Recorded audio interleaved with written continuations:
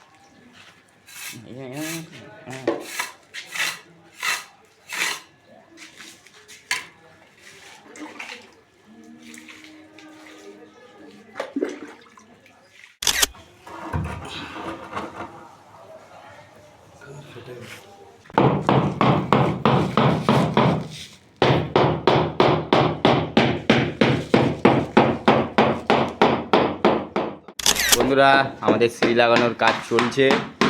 এখন আমরা সিঁড়ি লাগাচ্ছি। দেখেন আপনারা, রেজার আমরা হোয়াইট কালার টালি আর গ্রানাইট দিয়ে বসাচ্ছি, সিঁড়িটা করছি। আপনারা দেখে অবশ্যই বলবেন কেমন হয়েছে। এখন আমাদের কাজ চলছে।